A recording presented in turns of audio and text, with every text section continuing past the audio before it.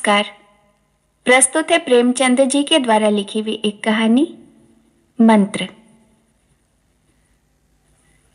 संध्या का समय था। डॉक्टर चड्ढा गोल्फ खेलने के लिए तैयार हो रहे थे। मोटर द्वार के सामने खड़ी थी कि दो कहार डोली लिए आते दिखाई दिए। डोली के पीछे एक बूढ़ा लाठी टेकता चला आता था। डोली औषधालय के सामने आकर रुक गई। बूढ़े ने धीरे धीरे आकर द्वार पर पड़ी हुई चिक से झांका। ऐसे साफ सुथरी जमीन पर पैर रखने में भी उसे भय हो रहा था कि कहीं कोई घुड़क न बैठे। डॉक्टर साहब को खड़े देखकर भी उसे कुछ कहने का साहस न हुआ। डॉक्टर साहब ने चिक के अंदर से गरज कर कहा, कौन है? क्या चाहता है? बूढ़े ने हाथ जोड़कर कहा, हुजूर, बड़ा गरीब आदमी हूं। मेरा लड़का कई दिनों से। डॉक्टर साहब ने सिगार जलाकर कहा, कल सवेरे आओ, इस वक्त हम मरीजों को नहीं देखते। बूढ़े ने घुटने टेककर जमीन पर सिर रख दिया और बोला, दुहाई है सरकार की, लड़का मर जाएगा। हुजूर, 4 दिनों से आंखें नहीं। डॉक्टर चड्ढा ने कलाई पर नजर डाली। केवल 10 मिनट का समय बाकी रह गया था। गोल्फ स्टिक खूंटी से उतारते हुए बोले, कल सवेरे आओ, यह हमारे खेलने का समय है। बूढ़े ने पगड़ी उतारकर चौखट पर रख दी और रो कर बोला, हुजूर, एक निगाह देख लेते, बस एक निगाह। लड़का हाथ से चला जाएगा हुजूर। 7 लड़कों में यही एक बचा रहा हुजूर। हम दोनों आदमी रो रो कर मर जाएंगे सरकार। आपकी बढ़ती होए दीन बंधु। ऐसे उजड़ देहाती यहाँ प्रायः रोज ही आ जाया करते थे। डॉक्टर साहब उनके स्वभाव से खूब परिचित थे। कोई कितना ही कुछ कहे, पर वे अपनी ही रट लगाए जाएंगे, किसी की नहीं सुनेंगे। धीरे से चिक उठाई और बाहर निकलकर मोटर की तरफ चले। बूढ़ा यह कहता हुआ उनके पीछे दौड़ा, सरकार, बड़ा धर्म होगा, हुजूर दया कीजिए, बड़ा दीन दुखी हूं, संसार में और कोई नहीं है बाबूजी। मगर डॉक्टर साहब ने उसकी ओर मुंह फेर कर देखा तक नहीं। मोटर पर बैठकर बोले, कल सवेरे आ जाना। मोटर चली गई। बूढ़ा कई मिनट तक मूर्ति की भांति निश्चल खड़ा रहा। संसार में ऐसे मनुष्य भी होते हैं जो अपने आमोद प्रमोद के आगे किसी की जान की भी परवाह नहीं करते। शायद इसका उसे अब भी विश्वास न आता था।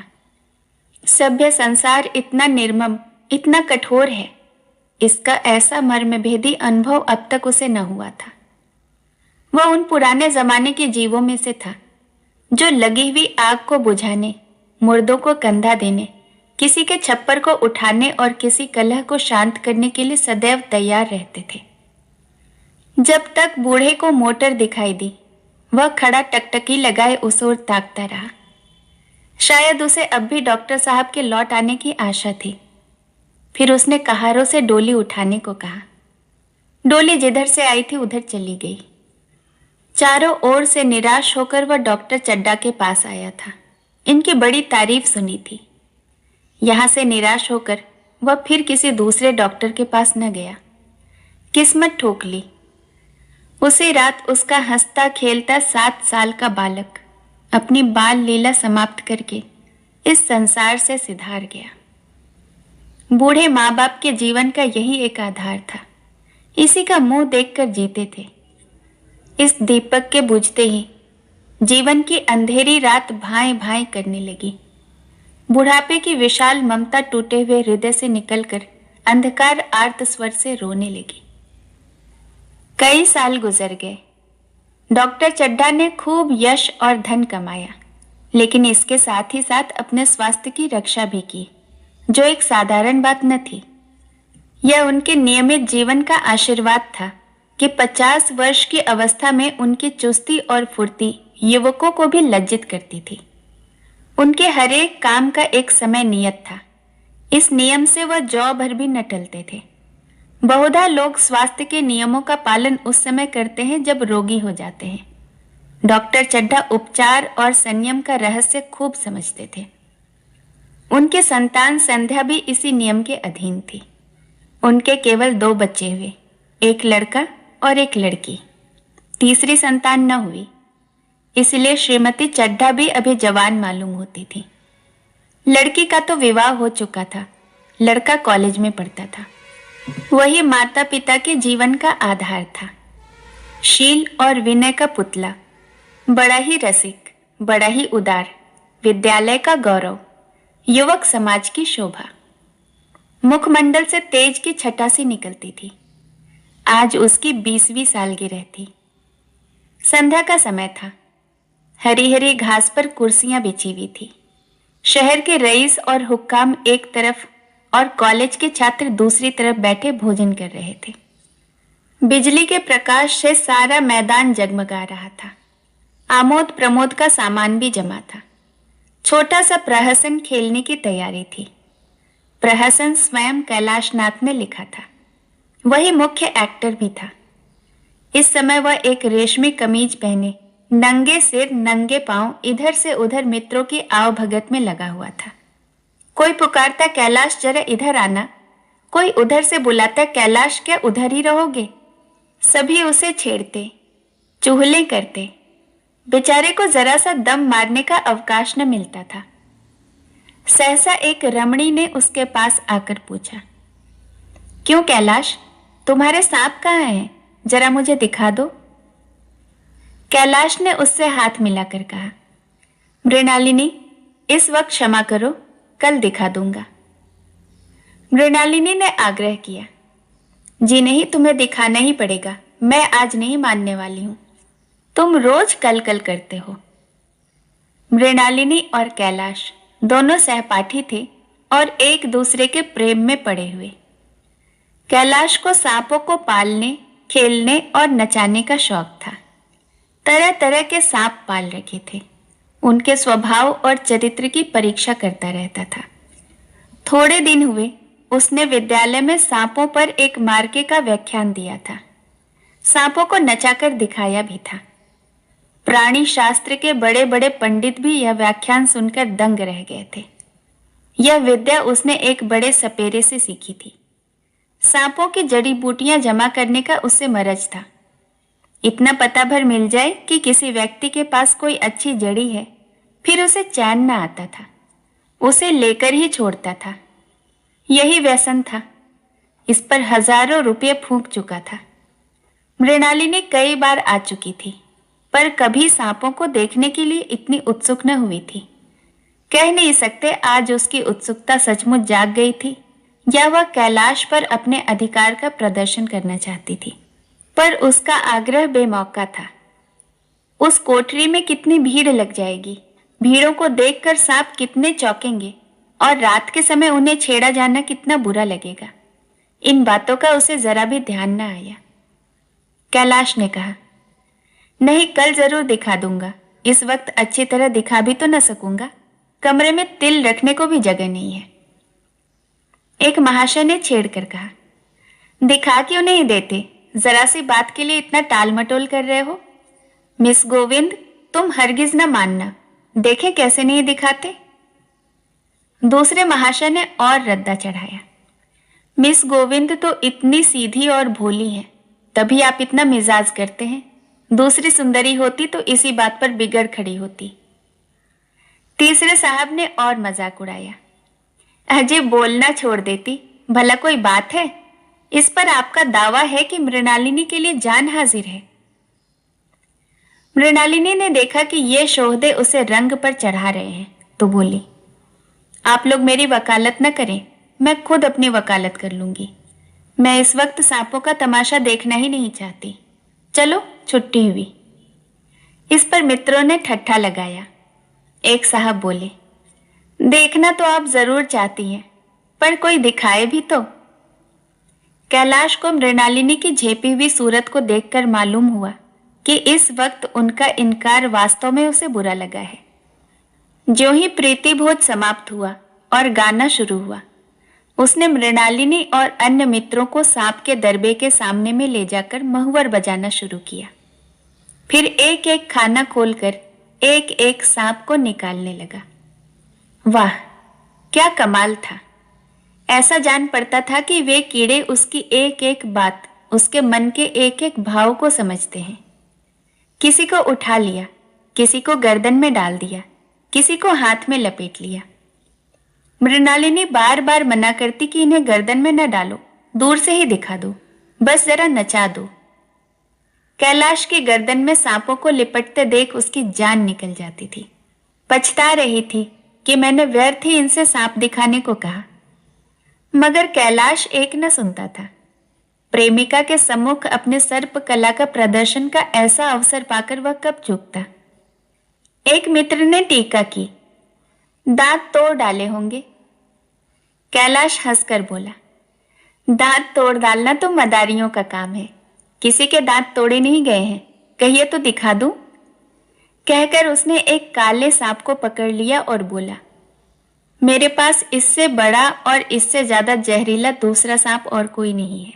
अगर किसी को काट ले तो आदमी आनन फानन में मर जाए, लहर भी ना आए। इसके काटे पर मंत्र नहीं, इसके दांत दिखा दूं। मृणालिनी ने उसका हाथ पकड़कर कहा, नहीं नहीं कैलाश, ईश्वर के लिए इसे छोड़ दो, तुम्हारे पैरों पड़ती हूं। पर इस पर एक दूसरे मित्र बोले, मुझे तो विश्वास नहीं आता, लेकिन तुम कहते हो तो मान लूंगा। कैलाश ने सांप की गर्दन पकड़कर कहा, नहीं साहब, आप आंखों से देखकर मानिए, दांत तोड़कर वश में किया तो क्या। सांप बड़े समझदार होते हैं, अगर उसे विश्वास हो जाए कि इस आदमी से मुझे कोई हानि न पहुंचेगी तो वह उसे हरगिज न काटेगा। मृणालिनी ने जब देखा कि कैलाश पर इस वक्त भूत सवार है तो उसने यह तमाशा न करने के विचार से कहा, अच्छा भाई, अब यहां से चलो, देखा गाना शुरू हो गया है, आज मैं कोई चीज सुनाऊंगी। यह कहते हुए उसने कैलाश का कंधा पकड़कर चलने का इशारा किया और कमरे से निकल गई। मगर कैलाश विरोधियों का शंका समाधान करके ही दम लेना चाहता था। उसने सांप की गर्दन पकड़कर जोर से दबाई, इतनी जोर से दबाई कि उसका मुंह लाल हो गया, देह की सारी नसें तन गई। सांप ने अब तक उसके हाथों ऐसा व्यवहार न देखा था। उसकी समझ में न आता था कि यह मुझसे क्या कहना चाहते हैं। उसे शायद भ्रम हुआ कि मुझे मार डालना चाहते हैं, अतएव वह आत्मरक्षा के लिए तैयार हो गया। कैलाश ने उसकी गर्दन खूब दबाकर मुंह खोल दिया और उसके जहरीले दांत दिखाते हुए बोला, जिन सज्जनों को शक हो आकर देख लें, आया विश्वास या अब भी कुछ शक है। मित्रों ने आकर उसके दांत देखे और चकित हो गए। प्रत्यक्ष प्रमाण के सामने संदेह को स्थान कहां। मित्रों का शंका निवारण करके कैलाश ने सांप की गर्दन ढीली कर दी और उसे जमीन पर रखना चाहा, पर वह काला गेहवन क्रोध से पागल हो रहा था। गर्दन नरम पड़ते ही उसने सिर उठाकर कैलाश को अंगुली में जोर से काटा और वहां से भागा। कैलाश की अंगुली से टप टप खून टपकने लगा। उसने जोर से अंगुली दबा ली और अपने कमरे की तरफ दौड़ा। वहां मेज की दराज पर एक जड़ी रखी हुई थी, जिसे पीस कर लगा देने से घातक विष भी रफू हो जाता था। मित्रों में हलचल पड़ गई, बाहर महफिल में भी खबर हुई। डॉक्टर साहब घबरा कर दौड़े। फौरन अंगुली की जड़ कस कर बांधी गई और जड़ी पीसने के लिए दे दी गई। डॉक्टर साहब जड़ी के कायल न थे, वह अंगुली का डसा भाग नश्तर से काट देना चाहते, मगर कैलाश को जड़ी पर पूर्ण विश्वास था। मृणालिनी पियानो पर बैठी हुई थी। यह खबर सुनते ही दौड़ी और कैलाश की अंगुली से टपकते हुए खून को रुमाल से पोंछने लगी। जड़ी पीसी जाने लगी, पर उसी 1 मिनट में कैलाश की आंखें झपकने लगी, होठों पर पीलापन दौड़ने लगा, यहां तक कि वह खड़ा न रह सका, फर्श पर बैठ गया। सारे मेहमान कमरे में जमा हो गए, कोई कुछ कहता, कोई कुछ। इतने में जड़ी पीस कर आ गई। मृणालिनी ने अंगुली पर लेप किया। 1 मिनट और बीता, कैलाश की आंखें बंद हो गई। वह लेट गया और हाथ से पंखा झलने का इशारा किया। मां ने दौड़कर उसका सिर गोद में रख लिया और बिजली का टेबल फैन लगा दिया। डॉक्टर साहब ने झुककर पूछा, कैलाश कैसी तबीयत है? कैलाश ने धीरे से हाथ उठा लिया, पर कुछ बोल न सका। मृणालिनी ने करुण स्वर में कहा, क्या जड़ी कुछ असर न करेगी? डॉक्टर साहब ने सिर पकड़कर कहा, क्या बताऊं, इसकी बातों में आ गया, अब तो नश्तर से भी कुछ फायदा न होगा। आधे घंटे तक यही हाल रहा। कैलाश की दशा प्रति क्षण बिगड़ती जाती थी, यहां तक कि उसकी आंखें पथरा गई, हाथ पांव ठंडे पड़ गए, मुख की कांति मलिन पड़ गई, नाड़ी का कहीं पता नहीं। मौत के सारे लक्षण दिखाई देने लगे। घर में कोहराम मच गया। मृणालिनी एक ओर सिर पीटने लगी, मां अलग पछाड़े खाने लगी। डॉक्टर चड्ढा को मित्रों ने पकड़ लिया, नहीं तो वह नश्तर अपनी गर्दन पर मार लेते। एक महाशय बोले, कोई मंत्र झाड़ने वाला मिले तो संभव है अब भी जान बच जाए। एक मुसलमान सज्जन ने इसका समर्थन किया। अरे साहब, कब्र में पड़ी हुई लाशें जिंदा हो गई हैं, ऐसे ऐसे बेमिसाल पड़े हुए हैं। डॉक्टर चड्ढा बोले, मेरी अकल पर पत्थर पड़ गया था कि इसकी बातों में आ गया। नश्तर लगा देता तो यह नौबत ही क्यों आती। बार बार समझाता रहा कि बेटा सांप न पालो, मगर कौन सुनता था। बुलाइए, किसी झाड़ फूक करने वाले को ही बुलाइए, मेरा सब कुछ ले ले, मैं अपनी सारी जायदाद उसके पैरों पर रख दूंगा, लंगोटी बांधकर घर से निकल जाऊंगा। मगर मेरा कैलाश, मेरा प्यारा कैलाश उठ बैठे। ईश्वर के लिए किसी को बुलाइए। एक महाशय का किसी झाड़ने वाले से परिचय था, वह दौड़कर उसे बुला लाए, मगर कैलाश की सूरत देखकर उसे मंत्र चलाने की हिम्मत न पड़ी। बोला, अब क्या हो सकता है सरकार, जो कुछ होना था हो चुका। अरे मूर्ख, यह क्यों नहीं कहता कि जो न होना था वह हो गया। माँ बाप ने बेटे का सेहरा कहाँ देखा। मृणालिनी का कामना तरु क्या पल्लव और पुष्प से रंजित हो उठा। मन के वह स्वर्ण स्वप्न जो जीवन आनंद का स्रोत बने हुए थे, क्या पूरे हो गए। जीवन के नृत्यमय तारिका मंडित संसार में आमोद की बहार लुटाते हुए क्या उनकी नैया जलमग्न नहीं हो गई। जो न होना था वह हो गया। वही हरा भरा मैदान था, वही सुनहरी चांदनी एक निशब्द संगीत की भांति प्रकृति पर छाई हुई थी। वही मित्र समाज था, वही मनोरंजन के सामान थे। मगर जहां हास्य की ध्वनि थी, वहां करुण क्रंदन और अश्रु प्रवाह था। शहर से कई मील दूर एक छोटे से घर में एक बूढ़ा और बुढ़िया अंगीठी के सामने बैठे जाड़े की रात काट रहे थे। बूढ़ा नारियल पीता था और बीच बीच में खांसता था। बुढ़िया दोनों घुटनों में सिर डाले आग की ओर ताक रही थी। एक मिट्टी के तेल की कुप्पी ताक पर जल रही थी। घर में न चारपाई थी न बिछौना। एक किनारे में थोड़ी सी पुआल पड़ी हुई थी। इसी कोठरी में एक चूल्हा था। बुढ़िया दिन भर उपले और सूखी लकड़ियां बटोरती थी। बूढ़ा रस्सी बांटकर बाजार में बेच आता था। यही उनकी जीविका थी। उन्हें न किसी ने रोते देखा न कभी हंसते। उनका सारा समय जीवित रहने में कट जाता था।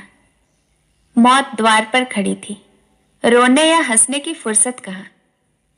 बुढ़िया ने पूछा, कल के लिए सन तो है नहीं, क्या काम करोगे। जाकर झगड़ू साहू से 10 सेर सन उधार लाऊंगा। उसके पहले के पैसे तो दिए ही नहीं, और उधार कैसे देगा। न देगा न सही, घास तो कहीं नहीं गई है। दोपहर तक क्या 2 आने की भी न काटूंगा। इतने में एक आदमी ने द्वार पर आवाज दी, भगत, क्या सो गए, जरा किवाड़ तो खोलो। भगत ने उठकर किवाड़ खोल दिया। एक आदमी ने अंदर आकर कहा, कुछ सुना, डॉक्टर चड्ढा बाबू के लड़के को सांप ने काट लिया है। भगत ने चौंक कर कहा, चड्ढा बाबू के लड़के को? वही चड्ढा बाबू ना जो छावनी के बंगले में रहते हैं? हाँ हाँ वही, शहर में हल्ला मचा हुआ है, जाते हो तो जाओ, आदमी बन जाओगे। बूढ़े ने कठोर भाव से सिर हिलाकर कहा, मैं नहीं जाता, मेरी बला जाए। वही चड्ढा है ना, खूब जानता हूं। बेटे के लिए उन्हीं के पास गया था। खेलने जा रहे थे, पैरों पर गिर पड़ा कि एक नजर देख लीजिए, मगर सीधे मुंह बात तक न की। भगवान बैठे सुन रहे थे। अब जान पड़ेगा कि बेटे का गम कैसा होता है। कई लड़के हैं? नहीं जी, यही तो एक लड़का था, सुना है सबने जवाब दे दिया है। भगवान बड़ा कारसाज है। उस वक्त मेरी आंखों से आंसू निकल पड़े थे, पर उन्हें तनिक भी दया नहीं आई थी। मैं तो उनके द्वार पर भी होता तो भी बात न पूछता। तो न जाओगे? हमने जो सुना था सो कह दिया। अच्छा किया, अच्छा किया। कलेजा ठंडा हो गया, आंखें ठंडी हो गई, लड़का भी ठंडा हो गया होगा। तुम जाओ, आज चैन की नींद सोऊंगा। फिर बुढ़िया से बोला, जरा तम्बाकू ले आ, एक चिलम और पीऊंगा। अब मालूम होगा लाला को, सारी साहिबी निकल जाएगी। हमारा क्या बिगड़ा? लड़के के मर जाने से कुछ राज तो नहीं चला गया? जहां 6 बच्चे गए थे वहां एक और चला गया। तुम्हारा तो राज सोना हो गया। उसी के वास्ते सबका गला दबा दबा कर जोड़ा था ना। अब क्या करोगे? एक बार देखने तो जरूर जाऊंगा, पर कुछ दिन बाद जाकर हाल पूछूंगा। आदमी चला गया। भगत ने किवाड़ बंद कर लिए, तब चिलम पर तंबाकू रखकर पीने लगा। बुढ़िया ने कहा, इतनी रात गए जाड़े पाले में कौन जाएगा? अरे दोपहरी होता तो भी न जाता, सवारी दरवाजे पर लेने आती तो भी न जाता। भूल नहीं गया हूं, पन्ना की सूरत आंखों में फिर रही है। इस निर्दयी ने उसे जरा सा देखा तक नहीं। क्या मैं जानता न था कि वह न बचेगा? खूब जानता था। चड्डा भगवान नहीं थे कि उनकी एक निगाह देख लेने से अमृत बरस जाता। नहीं, खाली मन की दौड़ थी। अब किसी दिन जाऊंगा और कहूंगा, क्यों साहब, कहिए क्या रंग है? दुनिया बुरी कहेगी कहे, कोई परवाह नहीं। छोटे आदमियों में तो यह सब ऐब होते ही हैं। बड़ों में कोई ऐब नहीं होता, देवता होते हैं। भगत के लिए यह जीवन में पहला ही ऐसा अवसर था कि ऐसा समाचार पाकर वह बैठा रह गया हो। 80 वर्ष के जीवन में कभी ऐसा न हुआ था कि सांप की खबर पाकर वह दौड़ा न गया हो। माघ पूस की अंधेरी रात, चैत बैसाख की धूप और लू, सावन भादों की चढ़ी हुई नदी और नाले, कभी उसने किसी की परवाह न की। वह तुरंत घर से निकल पड़ता था, निस्वार्थ, निष्काम। लेन देन का विचार कभी दिल में आया ही नहीं। यह उसका काम ही न था।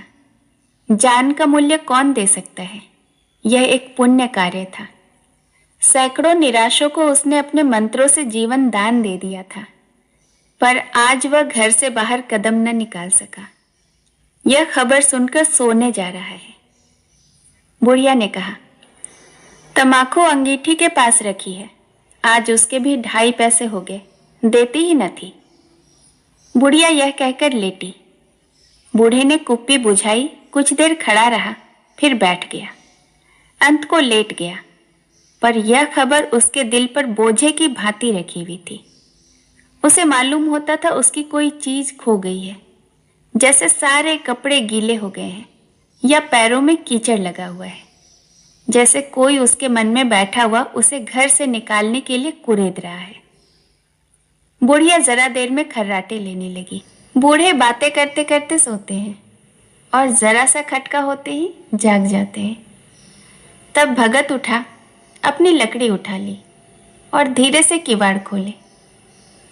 बुढ़िया ने पूछा, कहाँ जाते हो? कहीं नहीं, देखता था कितनी रात है। अभी बहुत रात है, सो जाओ। नींद नहीं आती। नींद काहे आवेगी? मन तो चड्डा के घर पर लगा हुआ है। चड्डा ने मेरी कौन सी नेकी कर दी है जो वहां जाऊं, वह आकर पैरों पड़े तो भी न जाऊं। उठे तो तुम इसी इरादे से थे। नहीं री, ऐसा पागल नहीं हूं कि जो मुझे काटे बोए उसके लिए फूल बोता फिरूं। बुढ़िया फिर सो गई। भगत ने किवाड़ लगा दिए और फिर आकर बैठा। पर उसके मन की कुछ ऐसी दशा थी जो बाजे की आवाज कान में पड़ते ही उपदेश सुनने वालों की होती है। आंखें चाहे उपदेशक की हो, पर कान बाजे की ओर ही होते हैं। दिल में भी बाजे की ध्वनि गूंजती रहती है। शर्म के मारे जगह से नहीं उठता। निर्दयी प्रतिघात का भाव भगत के लिए उपदेशक था, पर हृदय उस अभागे युवक की ओर था जो इस समय मर रहा था। जिसके लिए एक एक पल का विलंब घातक था। उसने फिर किवाड़ खोला, इतने धीरे से कि बुढ़िया को भी खबर न हुई। बाहर निकल आया। उसी वक्त गांव को चौकीदार गश्त लगा रहा था। बोला, कैसे उठे भगत? आज तो बड़ी सर्दी है, कहीं जा रहे हो क्या? भगत ने कहा, नहीं जी, जाऊंगा कहाँ, देखता था अभी कितनी रात है, भला कै बजे होंगे? चौकीदार बोला, 1 बजा होगा और क्या। अभी थाने से आ रहा था तो डॉक्टर चड्डा बाबू के बंगले पर बड़ी भीड़ लगी हुई थी। उनके लड़के का हाल तो सुना ही होगा तुमने। कीड़े ने छू लिया है, चाहे मर भी गया हो। तुम चले जाओ तो शायद बच जाए। सुना है 1000 तक देने को तैयार है।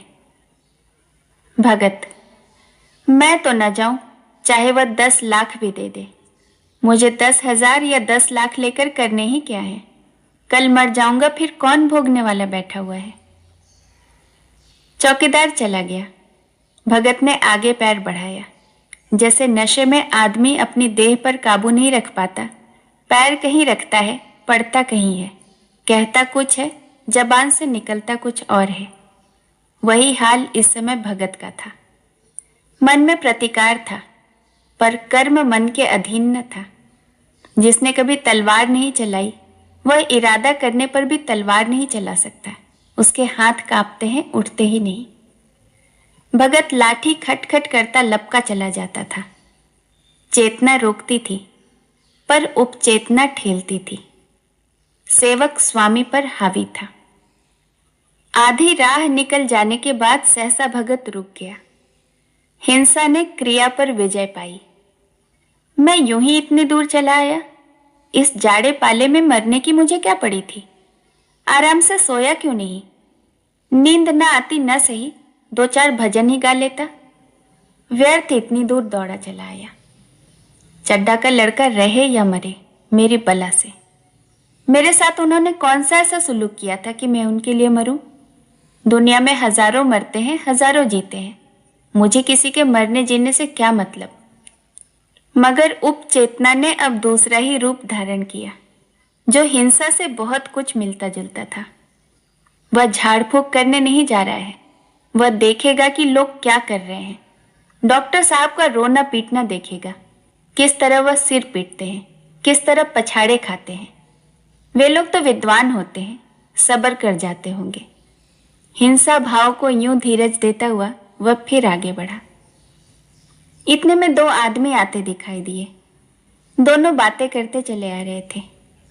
चड्डा बाबू का तो घर उजड़ गया, वही तो एक लड़का था। भगत के कान में आवाज पड़ी। उसकी चाल और भी तेज हो गई। थकान के मारे पांव न उठते थे। शिरोभाग इतना बढ़ा जाता था मानो अब मुंह के बल गिर पड़ेगा। इस तरह वह कोई 10 मिनट चला होगा कि डॉक्टर साहब का बंगला नजर आया। बिजली की बत्तियां जल रही थी, मगर सन्नाटा छाया हुआ था। रोने पीटने की आवाज भी न आती थी। भगत का कलेजा धक धक करने लगा। कहीं मुझे आने में देर तो नहीं होगी। वह दौड़ने लगा। अपनी उम्र में वह इतना तेज कभी न दौड़ा था। बस यही मालूम होता था कि मानो उसके पीछे मौत दौड़ी आ रही है। 2 बज गए थे। मेहमान विदा हो गए। रोने वालों में केवल आकाश के तारे रह गए और सभी रो रो कर थक गए थे। बड़ी उत्सुकता के साथ लोग रह रहकर आकाश की ओर देखते कि किसी तरह सुबह हो और लाश गंगा की गोद में दी जाए। सहसा भगत ने द्वार पर पहुंचकर आवाज दी। डॉक्टर साहब समझे कि कोई मरीज आया होगा। किसी और दिन उन्होंने इस आदमी को दुत्कार दिया होता, मगर आज बाहर निकल आए। देखा एक बूढ़ा आदमी खड़ा है, कमर झुकी हुई, पोपला मुंह, भौहें तक सफेद हो गई थी, लकड़ी के सहारे कांप रहा था। बड़ी नम्रता से बोले, क्या है भाई, आज तो हमारे ऊपर ऐसी मुसीबत आ पड़ी कि कुछ कहते नहीं बनता। फिर कभी आना। इधर 1 महीने तक तो शायद मैं किसी मरीज को देख भी न सकूंगा। भगत ने कहा, सुन चुका हूं बाबूजी, इसीलिए तो आया हूं। भैया कहाँ हैं?